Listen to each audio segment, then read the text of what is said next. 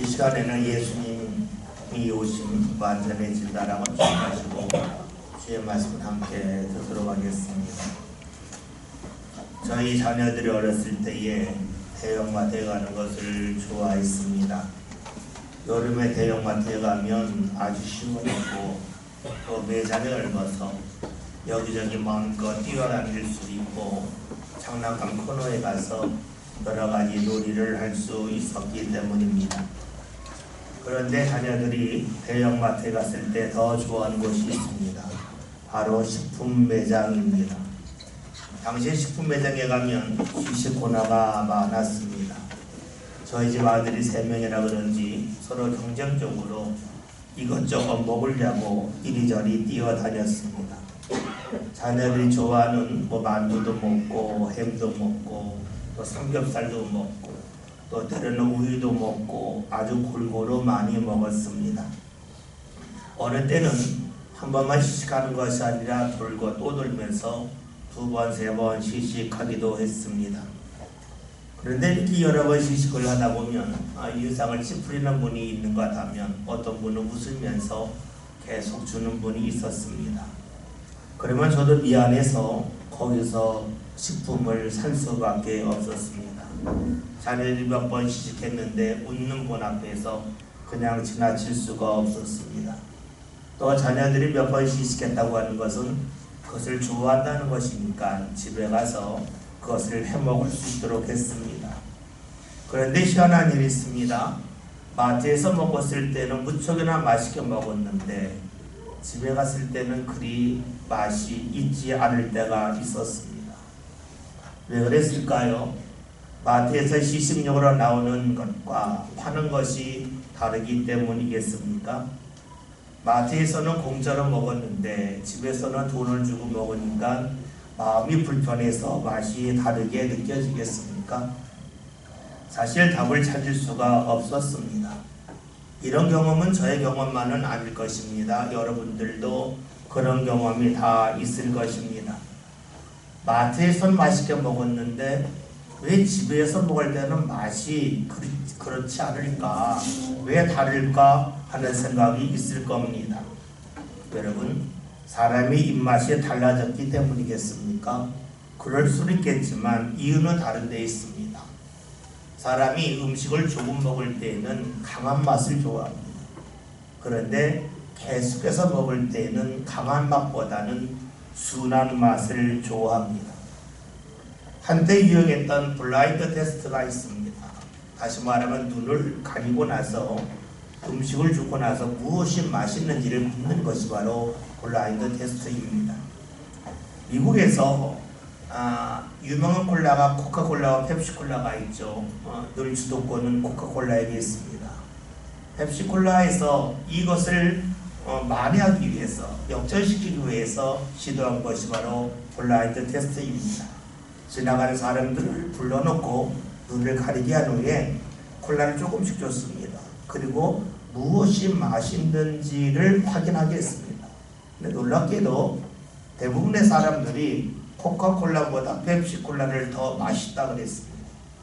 펩시콜라에서는 이것을 대대적으로 홍보하고 광고를 했습니다. 어느 순간에 펩시콜라의 점유율이 점점 높아졌습니다. 근데 얼마 지나지 않아서 다시금 펩시콜라의 점유율이 뚝뚝 떨어지기 시작했습니다. 그 이유가 어디 있었겠습니까? 그 이유는 조금 먹을 때와 많이 먹을 때의 차이입니다. 길거리에서 테스트하느라고 조금 먹을 때에는 더 단맛이 나는 펩시콜라가 맛있게 느껴졌지만 집에 가서 텔레비전을 보면서 다른 음식과 콜라를 마실 때에는 강한 맛보다는 순한 맛을 사람들이 더 좋아했다는 겁니다. 한 모금 마실 때와 한 컵을 먹을 때는 다릅니다. 한 모금을 마실 때에는 강한 단맛을 좋아하지만 한 컵을 마실 때는 그러하지 않다 하는 것입니다. 우린 여기서 사람들의 모습을 볼 수가 있습니다. 내가 경험한 것이 있습니다. 맛있다고 여겼는데 계속 먹다 보면 맛이 나지 않는 것이 있습니다. 그렇다면 우리 여기서 알 수 있는 것이 있죠. 사람의 경험도 그럴 수 있다는 겁니다. 내가 경험한 것이 당장은 좋고 옳은 것 같은데 시간이 지내놓고 나면 그다지 좋지 않고 그다지 즐겁지 아니할 수 있다는 겁니다. 제가 대형마트에서 시식을 했을 때 맛있게 먹었지만 그것이 집에 와서 먹을 때에는 그 맛을 느낄 수가 없었습니다. 생각해 보십시오. 대형마트에서 음식이 맛있다고 해서 내가 경험했으니까 분명하다고 여기서 많이 사왔다면 어떻게 되겠습니까? 상당히 큰 후회를 할 것입니다. 그렇습니다. 우리가 경험을 통하여 아는 것이 정확한 것 같지만 정확하지 않을 때가 상당히 많이 있습니다. 사람들이 하는 말 중에 하나를 보면 열을 안다는 말이 있습니다. 예, 정말로 그럴 때가 있어요. 하나를 보고 열을 알 때가 있습니다. 그러나 때로는 하나를 보았음에도 불구하고 하나조차 제대로 모를 수가 있습니다. 음식만 그런 것은 아니지요. 사람을 대할 때도 그렇습니다. 한번 만나보고 나서 정말로 괜찮은 사람이라고 좋은 사람이라고 생각했지만 얼마 지난 후에 만나보면 전혀 그러하지 않을 때가 있습니다. 또 어떤 사람은 장기적으로 만나면서 좋다고 여겼는데 어느 순간 되었더니 자신이 착각했음이 드러날 때가 있습니다. 왜 그럴까요? 사람은 것을 보기 때문입니다. 행동으로 말하면 무엇을 했느냐를 봅니다. 그리고 무엇을 했는지를 많이 보면 잘 안다고 여기지요. 그런데 그것보다 더 중요한 것이 있죠. 무엇을 했느냐보다 왜 했느냐를 아는 게 중요합니다. 어떤 행동을 하기에 앞서서 그거 왜 했는지 어떤 마음이 있는지를 아는 것이 더 중요하죠. 우리가 흔히 하는 말 중에 부모가 자녀를 보고 우리 아직까지 철 안 났어요. 이젠 철 났어야 할 때가 있습니다. 여러분, 철 났다고 하는 것이 무엇일까요? 철 났다고 하는 것을 여러 가지로 해석할 수가 있겠지만 이렇게도 볼 수가 있습니다. 부모가 하는 말과 행동만이 아니라 왜 그런 말을 했는지 왜 그런 행동을 했는지를 아는 것입니다. 자녀들이 어렸을 때 집에서 치킨을 시켜서 먹을 때가 있습니다. 여러 명이 먹다 보면 좀 부족하잖아요. 그러면 대부분 부모들이 한 점 먹는데 천천히 먹거나 거의 먹지 않습니다. 자녀는 어렸을 때 부모가 안 보여요. 먹기 바빠요. 좀 크면 물어요. 먹다가 왜 안 먹어요? 물어요. 대부분 부모가 말하죠. 아, 나 속이 안 좋아. 내 배가 불러. 때론 그러죠. 나 치킨 별로 안 좋아해. 그래요. 그러면 자녀들은 그 말을 그대로 믿어요. 아, 우리 부모가 지금 속이 안 좋구나. 아, 치킨 별로 안 좋아하는구나. 배부르는구나. 그냥 받아들입니다. 근데 어느 순간에 치킨을 많이 시켰을 때 부모가 먹으면 자녀들 중에 이런 자녀가 있어요. 치킨 안 좋아한다면서요. 오늘 왜 먹어요? 그럴 때가 있어요. 무엇을 말합니까? 행동을 본 겁니다. 왜 그런 말을 했는지를 모르는 겁니다. 그런데 부모가 치킨을 잘 먹는 걸 보면 아, 지금까지 나 때문에 안 먹었구나. 왜 그런 행동을 했는지를 알면 그때는 철이 난다고 볼 수가 있습니다. 여러분, 그래요. 부모가 하는 행동과 말을 볼 때에 그 자체만을 볼 수도 있고 왜 그렇게 했는지를 볼 수가 있습니다. 철이 나지 않았다고 하는 것은 겉만을 보는 거예요. 철이 났다고 하는 것은 왜 그런 말을 했는지 왜 그런 행동을 했는지를 아는 것입니다. 그런데 자녀들은 자신이 철나지 않았는데 철이 났다고 생각을 해요. 속은 모르고 겉에 보여지는 많은 행동과 말을 자신이 보고 들었기 때문에 충분히 안다고 여깁니다. 그런데 속을 모른다면, 왜 그랬는지를 모른다면 철이 난 것이 아니지요. 우리는 여기서 한 가지 질문하게 됩니다. 그러면 우리는 하나님을 얼마나 알까 하는 겁니다. 하나님을 볼 수 있는 사람은 아무도 없죠. 우리는 하나님의 말씀인 성경을 통하여 하나님을 알 수가 있습니다. 그래서 우리가 말씀을 통해서, 즉 성경을 보면서 성경에 대해 해석인 설교 말씀을 들으면서 하나님을 알아갑니다. 그러면 우리가 왜 하나님을 알아야 되겠습니까? 그 이유는 하나님을 알아야 하나님을 만날 수가 있고 하나님이 베푸시는 은혜를 우리가 충분히 받을 수 있기 때문입니다. 농사를 짓는 사람이 열심만 있다고 농사되는 건 아니잖아요. 농사를 지으려면 토질이 어떠한지를 알아야 되고, 그리고 언제 따뜻하고 언제 춥고 언제 건조하고 언제 비가 많이 오는지를 알아야 됩니다. 그래야 언제 씨를 뿌릴지, 언제 거름을 줄지, 언제 추수할지를 알 수가 있겠죠. 마찬가지예요. 우리가 하나님을 알지 못한다면 내가 어느 시기에 믿음의 씨앗을 뿌려야 될지를 모르고 언제 열심을 내야 될지를 잘 분별할 수가 없습니다. 그래서 우리가 성경에 있는 말씀을 통하여 하나님을 알아간다고 하는 것은 하나님을 알아야 하나님을 가까이 할 수 있고 하나님의 은혜의 사람으로 살아갈 수 있기 때문입니다. 수많은 사람들이 하나님의 말씀의 성경을 이 말씀을 알고 지키면 지킬수록 하나님을 가까이 할 수 있고 하나님을 더욱더 삶 가운데 만날 수 있다고 생각을 하지요. 그러면서 드는 마음이 뭘까요? 어떻게 하면 내가 하나님의 말씀을 더 잘 지킬 수 있을까 하는 겁니다. 말씀을 잘 지키면 하나님의 복이 임하고, 말씀을 잘 지키지 못한다면 하나님이 화를 준다고 사람들이 생각을 합니다. 어느 시대에나 어느 곳에서나 그런 사람이 많이 있습니다. 그래서 하나님의 말씀을 잘 지켜서 하나님의 은혜를 받는 사람을 보면 부러워하고, 또 때로는 말씀을 잘 지키지 않은 사람을 보면 저 사람 언젠가는 큰일 닥칠 거야 하면서 걱정하거나 손가락질하는 이들도 있습니다. 여러분, 그렇다면 우리가 이러한 시험을 가질 때 하나님은 어떤 분입니까? 하나님은 두려운 분입니다. 왜 그럴까요? 사람은 무언가 얻는 것보다 무언가 잃어버리는데 민감하기 때문입니다. 그렇잖아요. 내가 새로운 것을 얻지 못한다 해도 지금처럼은 살 수 있어요. 그런데 내가 가지고 있는 것을 빼앗기거나 잃어버리면 지금보다 어렵게 삽니다.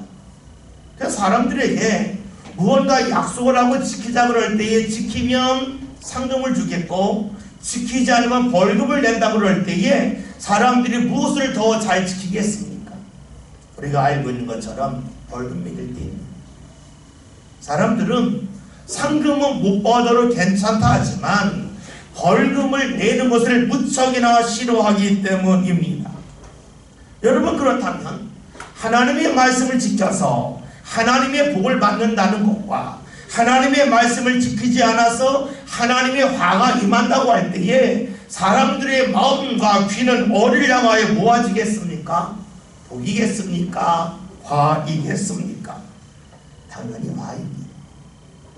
그러기에 우리가 하나님의 말씀을 지켜서 복을 받고 말씀을 지키지 못해서 우리에게 화가 임한다고 할 때에 우리가 믿는 하나님은 두려운 하나님이 됩니다.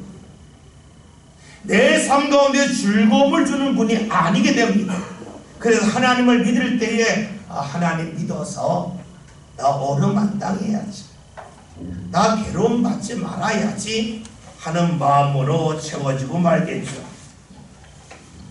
성경을 통해 하나님을 알면 알수록 하나님에 대하여 두려워하는 사람이 있습니다. 왜냐하면 벌받지 않기 위하여, 내 삶이 추락하지 않기 위하여 하나님의 말씀을 지키려 하기 때문이죠. 사실 오늘 우리들 삶 가운데로 이런 분이 적지 않습니다. 제가 30여 년 전에 낮에서 목회할 때 있던 일입니다. 당시 주일이 장날이었는데 교인들이 많이 장날에 갔어요. 예배하러 안 왔어요. 근데 어떤 분이 장날 가서 장 보고 돌아오다가 버스 타고 들어오는데 내리다가 삐걱해서 넘어져 다쳤어요. 그 소식이 교인들이 다 전해지자 교인들이 이런 말을 많이 했습니다. 주일에 교회에 와서 예배하지 않고 장터에 가니 다치지 그랬습니다.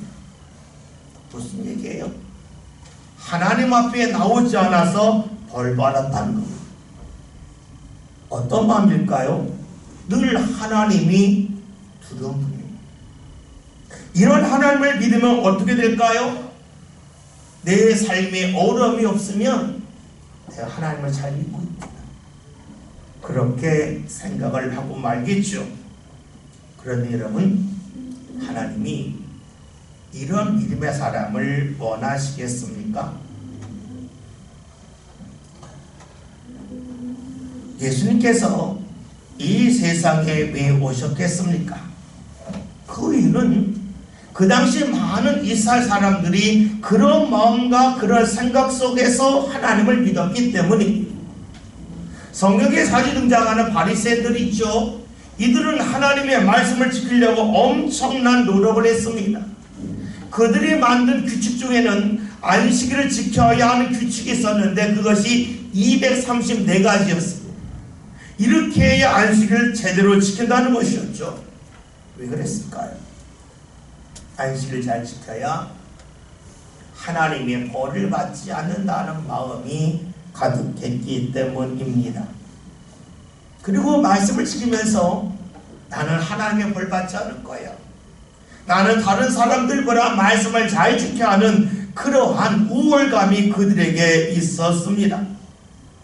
반면에 그들을 바라보는 이들은 나는 말씀을 지키지 못하니까 언젠가는 벌 받을 거야, 언젠가는 내 삶 가운데 화가 임할 거야 라고 하는 마음이 가득했습니다. 여러분, 어떤 사람입니까? 하나님이 주는 말씀을 글자로는 알고 있지만 하나님이 왜 그런 말씀을 주셨는지를 모르는 이들입니다. 마치 철나지 않은 자녀들이 부모의 말을 기억하고 부모의 행동을 기억하고 있지만 왜 그런 말을 했는지, 왜 그런 행동을 했는지 전혀 알지 못하는 것과 같다고 볼 수가 있겠죠. 하나님을 향한 열심은 있지만 철이 나지 않는 신앙의 모습입니다. 그런데 삶이 그렇듯이 신앙도 철이 나지 않았다고 하는 것을 철나지 않은 이들은 모릅니다. 하나님은 모든 사람들이 하나님을 알기를 원했습니다. 하나님을 제대로 알기를 원했습니다. 그래서 하나님을 제대로 모르는 이들을 위하여 하나님이 이 세상에 직접 오셨습니다. 사람들이 알아보게끔 하기 위하여 사람의 몸으로 이 세상에 오셨는데 그분이 바로 예수님이십니다. 문제는 그러한 예수님을 사람들이 받아들이지 않고 멀리 했다는 데 있습니다. 왜 그랬을까요? 신앙의 철이 나지 않아서 하나님의 마음을 알지 못하는 이들은 예수님이 하시는 일이 하나님의 말씀을 파괴한다고 여겼기 때문입니다. 우리가 이렇게 알고 있듯이 성경을 보면 예수님은 수많은 병자들을 고쳐주셨습니다. 아픔의 자리에서 벗어나게 해주셨죠. 예수님이 그렇게 하신 이유는 아픈 사람의 아픔이 예수님의 아픔으로 다가왔기 때문입니다. 그러니까 지나칠 수가 없었어요. 여러분, 내가 아프면 내 아픈 부에 손이 가잖아요. 마찬가지로 예수님은 다른 사람의 아픔이 예수님에게 다가오니까 그들에게 다가설 수밖에 없었어요. 예수님은 그들을 고쳐주셨어요. 그런데 놀라운 말씀은 아시죠? 네가 난 것은 예수 나의 능력 때문이 아니라 너의 믿음 때문에 네가 나오는 거다. 예수님이 그런 말씀을 많이 하셨어요. 예수님을 자랑하지 않고 오히려 당신의 믿음 때문에 하나님이 일하셨다고 말하니까 사람들이 예수님이 하시는 일을 보고 크게 흥분을 합니다. 하나님의 역사가 성경에만 있는 줄 알았는데 우리 눈으로 본다고 좋아했습니다. 그리고 그런 예수님을 사람들이 가까이 있죠. 그런데 어느 날 문제가 생깁니다. 그 문제는 무엇이냐면 예수님이 병자를 고치시는데 안식일 날 고치는 거예요. 병자를 고쳤더니 사람들이 말하는 겁니다. 안식에 일하면 안 되는데 왜 일을 하느냐 하면서 예수님을 멀리하는 겁니다. 병 고치는 것을 일로 보았기 때문입니다. 그러면서 예수님이 안식일을 제대로 지키지 않는다고 예수님이 죄를 범했다고 말을 합니다. 그들의 논리는 아주 간단합니다. 지금까지 아팠는데 하루 정도 아프면 어떨까? 고칠 것 그 다음날 고치지. 굳이 안식일날 고칠 필요가 있을까 하면서 예수님은 말씀을 파괴하는 자라고 여겼습니다. 안식일을 잘 지켜야 된다는 거예요. 사실 성경에는 안식일이라는 것이 헛됨을 여러 번 말씀하고 있습니다. 우리가 잘 아는 출애굽기 16장이라는 말씀을 보면 하나님께서 이스라엘이 광야에 있을 때 만나를 내려주셨는데 안식일 날에는 만나를 내려주지 않으셨어요. 혹여나에서 만나가 떨어지는 가보니 이들이 많이 있었지만 그들은 다 빈수로 돌아왔어요. 성경에 주시는 말씀은 안식일에 한 수고는 모두 헛되다는 거예요. 그러니까 사람들이 그런 것을 근거로 해서 예수님이 안식일에 병자를 고치면 그건 헛된 거다. 안식일을 범했다. 고쳤다 할지라도 이 사람 다시 아플 거다. 이런 마음이 가득했습니다. 여러분, 사람들이 예수님을 어떻게 대합니까?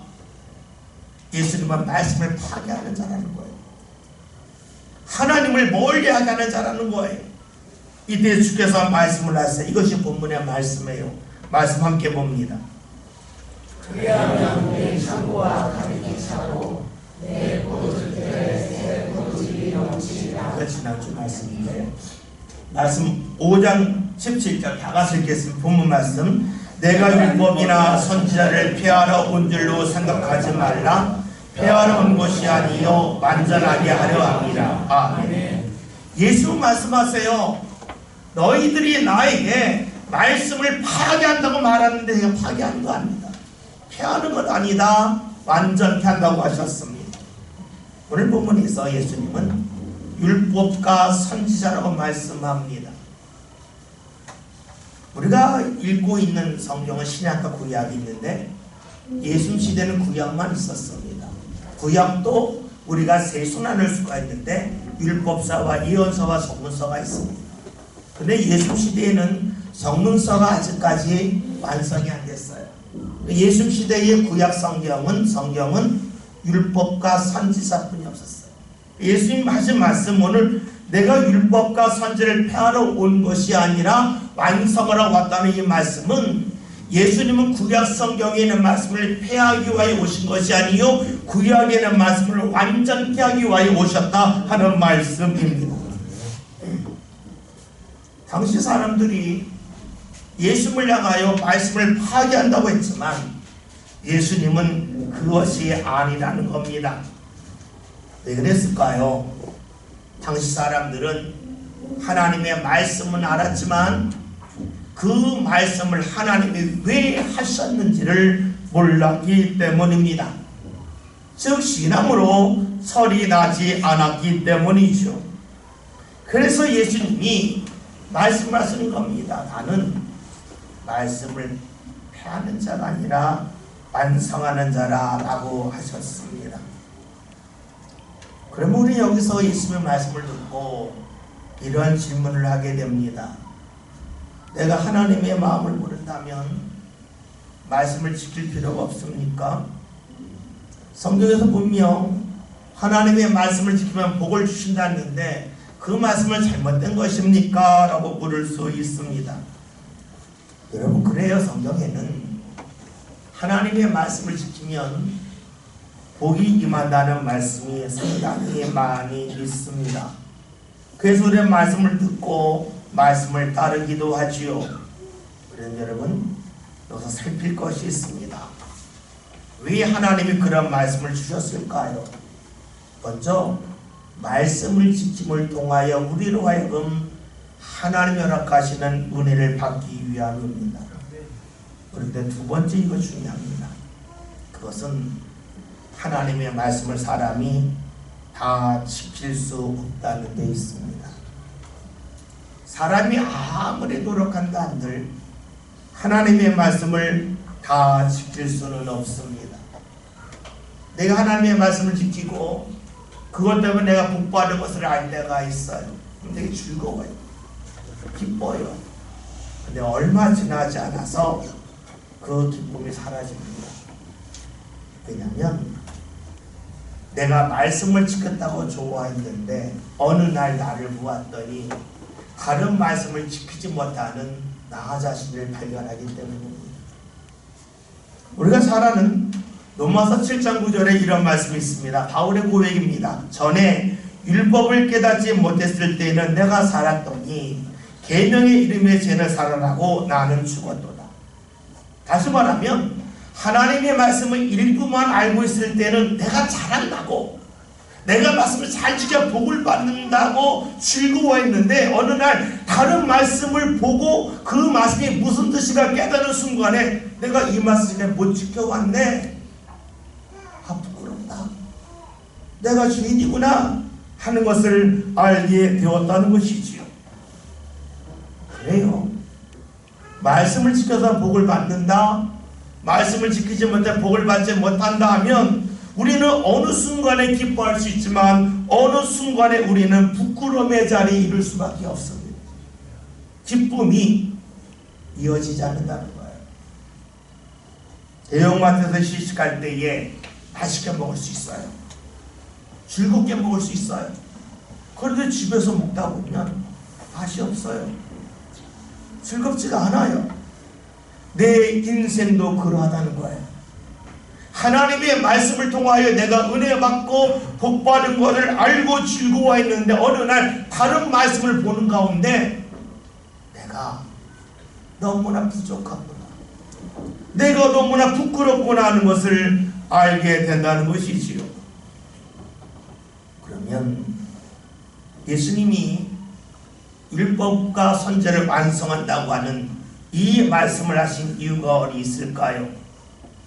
그것은 하나님이 말씀을 통하여 우리에게 복을 주시기도 하지만 우리가 하나님의 말씀을 다 지킬 수 있는 능력이 없기 때문에 우리에게 필요한 것이 바로 믿음임을 주께서 알려주신다는 겁니다. 우리가 말씀을 다 지킬 수가 없습니다. 그래서 우리가 하나님 앞에 될 것은 무엇입니까? 하나님, 제가 지키려고 하지만 다 지킬 수 없네요. 제가 부족하네요. 이것을 깨닫는 것입니다. 예수님은 이를 말씀하고 있습니다. 말씀을 지킴을 통하여 하나님의 은혜와 복을 받는 것도 중요하지만 더 중요한 것은 하나님 앞에 나오면서 주님, 제가 지키는 말씀도 있지만 지키지 못하는 말씀이 너무 많습니다. 제가 나약합니다. 제가 부족합니다. 주님이 도우셔야만 제가 주님 앞에 갈 수 있습니다고 하는 고백을 하기를 원하신다는 겁니다. 그래요. 하나님의 말씀을 이루는 것은 때로는 나의 노력으로 되는 것도 있지만 그렇지 않은 부분이 너무나 많이 있습니다. 하나님의 말씀은 복된 말씀이지만 그 말씀이 이루어지는 것은 내 힘으로만 되는 것이 아니라는 거죠. 바로 주를 믿음을 통하여 이루어집니다. 예수님은 이를 직접 경험하셨고 경험하셨기에 우리에게 믿음을 말씀하고 계십니다. 마태복음 4장이라는 말씀을 보면 예수님이 마귀에게 시험 받는 내용이 나옵니다. 우리가 알고 있는 것처럼 세 가지 시험이 있는데 예수님이 이 시험에 나올 때에 다 말씀으로 물리쳤습니다. 예수님이 말씀했더니 마귀가 더 이상 묻지 않고 떠나갔습니다. 우리는 이 말씀을 보면서 말씀을 많이 배우면 되겠구나. 그러면 마귀의 시험을 이기겠구나 라고 생각할 수도 있어요. 그래서 우리가 보통 때에 성경 말씀 읽고 성경 말씀 틀고 다니면 마귀와 싸워 이기겠다라고 생각할 수도 있어요. 그런데 이것은 철저한 착각이에요. 예수님이 말씀을 하셨기 때문에 마귀가 떠난 것이 아니에요. 예수님의 말씀에 힘이 있었기 때문이에요. 말씀의 힘이 어디서 옵니까? 하나님을 믿는 믿음 속에서 말씀의 힘이 옵니다. 우리가 마태복음 4장의 말씀을 보면 예수님의 40일 금식을 하세요. 기도를 하세요. 하나님을 향한 믿음을 굉장히 모아갔어요. 그런 예수님이기에 예수님의 말씀에 힘이 있었습니다. 오늘 우리가 말씀을 보면서 하나님을 향한 믿음이 없으면 말씀은 그냥 지나가는 글과 같습니다. 하나님을 향한 믿음이 있을 때에 그 말씀 속에 하나님의 역사가 있고 하나님의 힘이 있습니다. 우리가 왜 하나님을 믿고 기도합니까? 그것은 말씀에 믿음이 합쳐짐을 통하여 하나님의 역사가 이루어지기 때문입니다. 예수님은 이 세상에 오신 이유가 하나님의 말씀을 폐하기 위함이 아니라 완성하기 위하여 완전케 하기 위하여 오셨습니다. 그 예수님은 오늘 우리에게 믿음을 향하여 믿음을 말씀하고 계십니다. 믿음이 있어야 하나님 앞에 나갈 수 있다는 겁니다. 이 말씀은 무엇을 말합니까? 내가 말씀을 못 지켰다 할지라도 믿음이 있으면 하나님 앞에 나갈 수 있다는 겁니다. 우리는 하나님의 은혜에 관해 말할 때에 하나님의 은혜가 풍성하다고 말합니다. 많다고 말합니다. 근데 이렇게 하나님의 은혜가 풍성하다고 할 때에 어떤 생각을 많이 하냐면 하나님이 나에게 은혜를 주실 때에 많은 양을 주실 거라고 생각을 해요. 다시 말하면 물질을 주셔도 많이 주실 거다. 건강을 주셔도 많이 주실 거다. 이것을 풍요로움이라고 여깁니다. 그런데 진짜 풍요로움은 여기 있지 않습니다.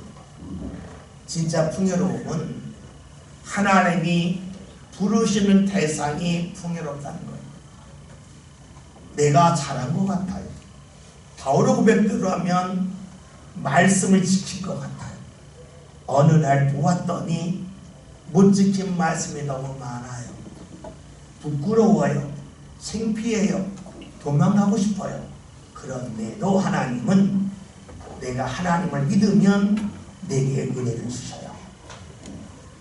자격이 안 돼도 하나님은 받아주셔요. 이것이 바로 하나님의 풍요로움입니다. 예수님은 믿음을 말씀하십니다. 믿음을 말한다고 하는 것은 모든 사람이 하나님 앞에 나올 수 있다는 겁니다.